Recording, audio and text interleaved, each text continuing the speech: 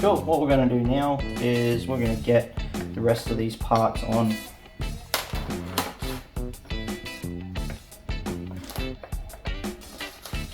Cool, so what we've got, first up, we've got the, it's like a clutch arm or something like that, I forget what it is. That essentially slides into place there. We've then got a bearing. Now this is I think it's an oil fed bearing, something like that. I'm going to put a little bit of assembly lube through this, just because I know there's nothing there when the engine first starts up, but that might help it out a little bit, may not, but gives me a little bit of peace of mind of putting them back. Cool, got a little bit of grease in that one, excellent. Cool, so what we've got now is the clutch fibers. Now that's the outer clutch housing. These ones here, according to the book, there's two different sizes. There's I measured it up. There's the 7mm, which has a 7mm. What are they called? Plastic or not plastic? They're like a dense material. I forget what they are. Kevlar or something like that. On here, so that the 7mm ones, there should be, I think, 2 of them. Go to the back of the basket. So it goes fiber, steels, fiber, steels, fiber, steels, and then we work up the way to the front. And the other 3 are the 6mm. So when you measure them up, these will be 6mm width from one side to one side, and then the others will be 7mm. So that's what the book reckons. Put these 7mm ones towards the back. Never seen that before. Not that I have done a lot of measurements in the clutch fibers, but yeah, so interesting. So cool. So we're going to put. Don't drop them on the ground. That'd be nice. Make sure they are pretty clean before they go back in. So we're going to put them in one at a time.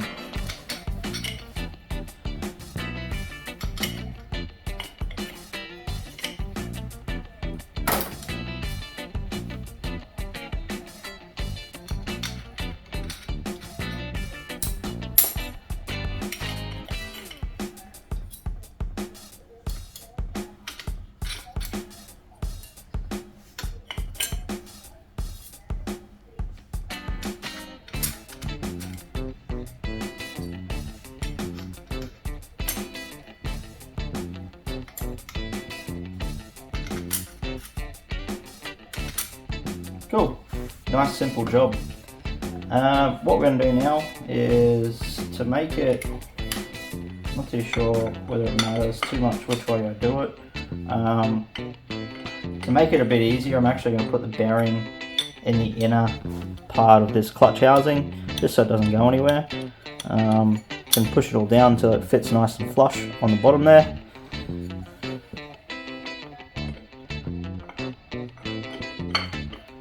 Cool. So hopefully that's coming up pretty good on the camera there. What we've got now is we've got the clutch springs, we've got a washer, and we've got the bolts that go on here. I'm just going to check the tension of each of these.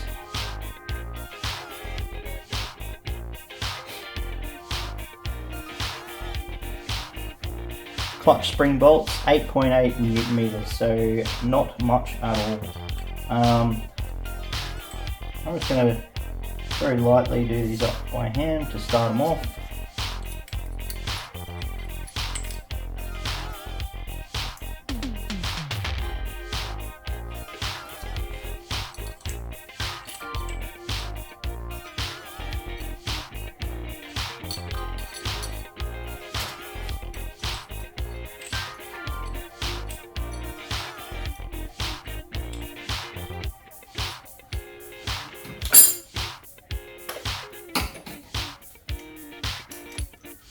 Cool.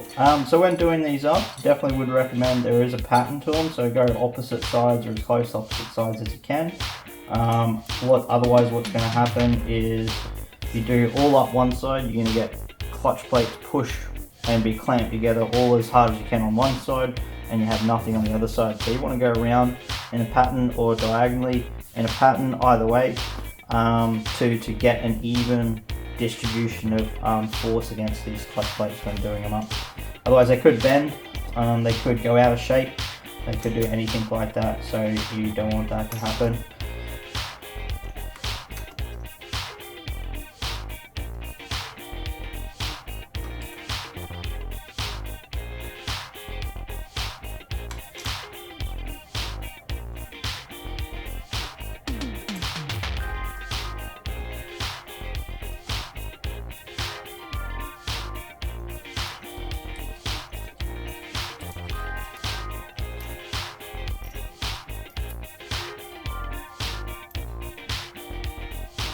That is interesting. So I'm gonna have to order another one. Never seen that before. So I don't know how well that's gonna show up on the camera there, but wow, that's not ideal. Usually bolts are meant to be straight. I was always wondering why that was a bit funny. Yeah, that's interesting. That's come out of the clutch. One of the clutch springs. So yeah, that's no bueno. That's not going back in the black. That's just going to break. Wow. Cool. So what I'm going to do is I'm only going to lightly do each one of these up just so they sit there. Not going to do all of them up all the way because I'm going to need another bolt, because that is either stretched and bent or it's bent for some other reason in there. The thread inside doesn't look bent for that one, so I'm guessing it's just that actual bolt. So not ideal, so stuff to watch out for. That was interesting. Cool, so I know I've got to come back for that. That's going to be easy enough job to come back to. What I'm going to do in the meantime is I'm going to get this clutch cover on the outside put on.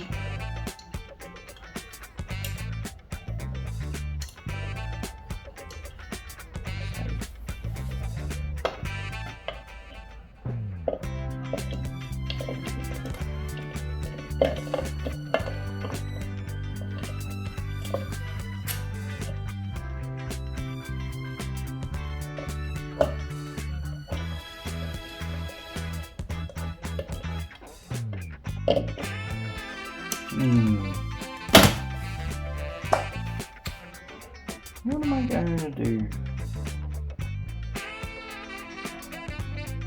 Okay, so because these are sticking too far out, I can't actually put that clutch on. So what I'm going to do, noting that I've got to replace this bolt, I'm going to put it in for now, and I'm going to come back at another time, and not before I start this bike, but I'm going to order it.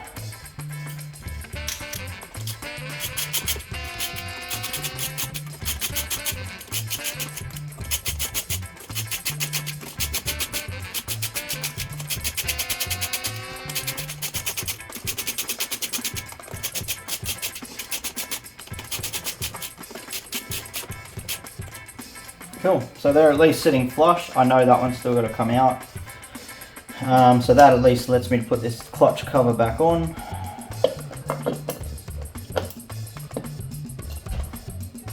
Yep, sits nice and flush, excellent. Gonna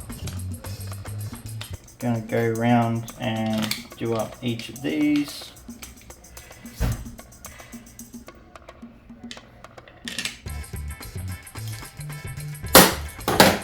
There'll be one, I think there's one different one. Two different ones. So this one's a shorter one up here. Where's the other shorter one? I think this is the other shorter one here. So when you're doing it up, that's just something to note. So these two here are the shorter ones. shorter bolts, same size bolt, just shorter.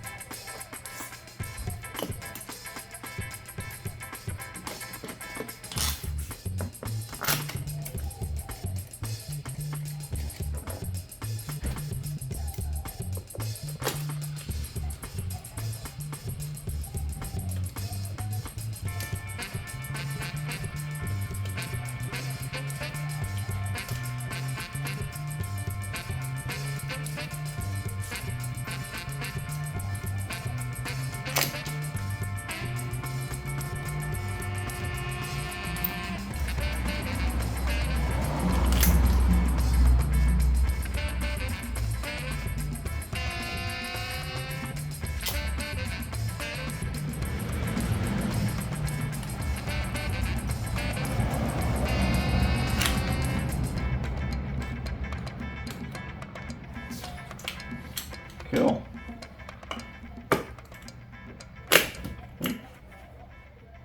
Cool, so just spinning that lever around to facing that way, because that's the way the clutch lever has gotta come. Cool, knowing that I've got to replace those 4 clutch bolts, I'm actually going to do all 4. Just do things once, not 10 times. So knowing that I've got to replace all 4, I've just done those up very basic, hand tight. Also, you would have seen maybe in the last episode I put the oil filter and the catch, oil filter catch, whatever you want to call it, back in the bottom of this. It was too unstable when working on the bench. I haven't built an engine stand yet. I'm going to an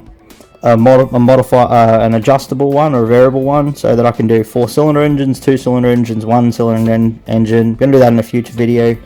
But for now, just made it sit flat on the bench, so I've taken those out. Cool. What we're going to do now is, I think, I can go over there.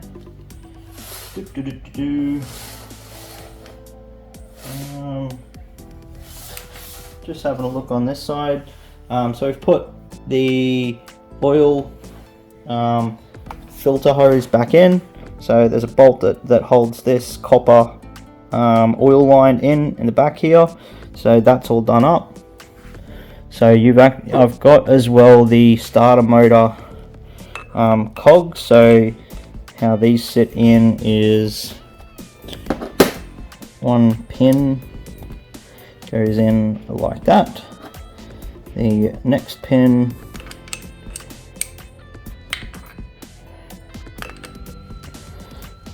how did you do this, Adam?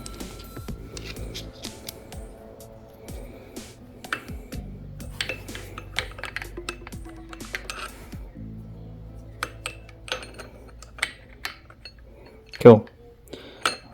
So with the pin inside it, push the pin all the way in. That will then turn around and slip nicely in between those.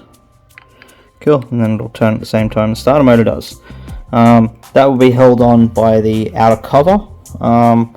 Pretty sure that outer cover is ready to go when I can find it. It's down there somewhere. Yep, stator cover. Excellent. Yeah, cool. So what I might do, just trying to think about how I actually clean this. I'm gonna have to pull it apart to clean it, I think.